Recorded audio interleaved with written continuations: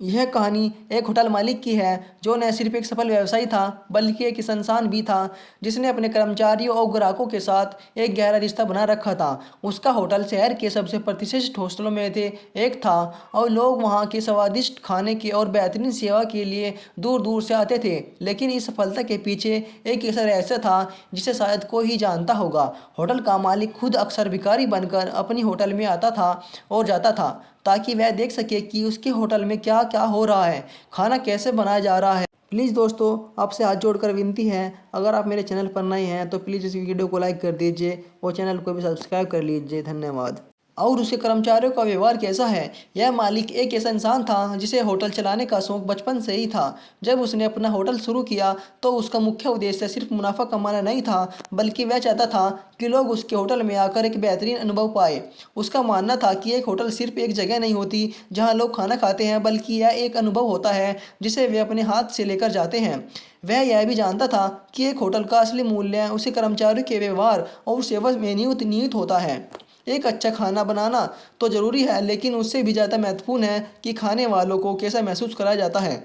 इसलिए उसने यह तय किया कि वह अपने होटल की गुणवत्ता और सेवा का खुद निरीक्षण करेगा, लेकिन एक ऐसी पहचान के साथ जिसे कोई पहचान न सके।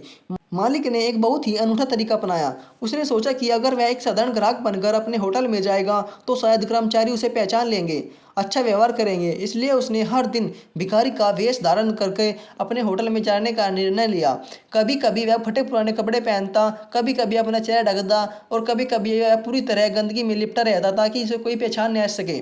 वह होटल के बाहर खड़ा होता, कभी कभी अंदर घुसने की कोशिश करता और कई बार उसने देखा कि धक्का देकर बाहर निकाल दिया गया। लेकिन वह हर बार हार नहीं मानता था। वह हर दिन अलग अलग रूप में जाता और अपने होटल के कोने का निरीक्षण करता। एक दिन जब भिखारी के भेष में अपने होटल में गया तो उसने देखा कि कुछ कर्मचारी गरीब और ज़रूरतमंद लोगों के साथ बहुत बुरा व्यवहार कर रहे हैं।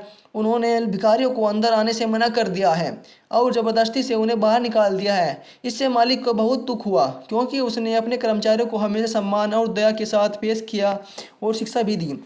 इसके बाद मालिक ने उन कर्मचारियों को बुलाया और उनसे बात की।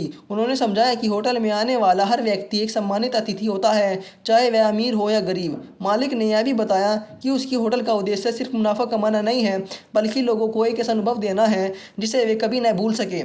इसके बाद उन्होंने अपने कर्मचारियों को इस बात की ट्रेनिंग दी कि कैसे हर ग्राहक के साथ समान व्यवहार किया जाए, चाहे उसकी स्थिति कुछ भी हो। मालिक का दूसरा मकसद यह था कि वह यह देखे होटल में बना खाना कितना अच्छा है। एक दिन वह फिर से भिखारी के भेष में होटल में गया और खाने का ऑर्डर किया। उसने यह जानकर बहुत आश्चर्य हुआ कि होटल का खाना उतना अच्छा नहीं था जितना कि उसे बताया गया था। मालिक ने महसूस किया कि उसके शेफ और कुक सही तरीके से अपना काम नहीं कर रहे थे। वे क्वालिटी से समझौता कर रहे थे और उसका असर सीधे ग्राहकों पर पड़ रहा था। अगले दिन मालिक ने अपनी किचन टीम के साथ एक बैठक की।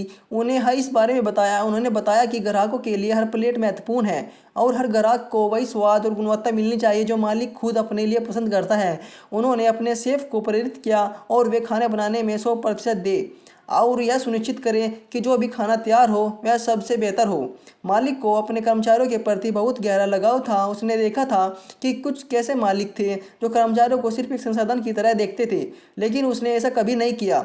उसने अपने होटल में करीब 1000 लोगों को नौकरी दे रखी थी और वह हमेशा एक सुनिश्चित रखता था कि उन्हें अच्छा वेतन, सम्मान और काम करने की बेहतर स्थिति मिले। वह अक्सर बिना किसी को बताए अपने कर्मचारियों को जीवन की जांच करता था। एक बार उसने सुना था कि उसके होटल में काम करने वाला एक कुक आर्थिक तंगी से जूझ रहा है, लेकिन उसने किसी से मदद नहीं मांगी। मालिक ने बिना किसी को बताए उसकी मदद की और उसके जीवन को बेहतर बनाया। उसने इस बात को हमेशा ख्याल रखा कि उसके कर्मचारियों का जीवन अच्छा हो ताकि वे खुशी खुशी अपने काम में योगदान दे सके। मालिक ने अपने भिखारी के रूप में कई बार यह देखा कि उसके ग्राहक अपने अनुभव के बारे में क्या क्या सोचते हैं। यह चुपचाप बैठता था और लोगों की बातें सुनता था। उसने यह महसूस किया कि कुछ ग्राहक होटल की सेवा से खुश नहीं थे, जबकि कुछ लोग खाने के बारे में शिकायत कर रहे थे। इस बार मालिक ने सभी समस्याओं को ठीक करने का निर्णय लिया। उसने अपने कर्मचारियों को फिर से ट्रेनिंग दी, किचन की गुणवत्ता को सुधारने के लिए नए उपकरण और सामग्री का इस्तेमाल किया और ग्राहकों की शिकायत को हल्के में न लेने का निर्देश दिया। उसकी यह मेहनत धीरे धीरे रंग लाई और लोगों ने उसके होटल की सेवा और खाने के बारे में और भी बेहतर प्रतिक्रिया देना शुरू किया।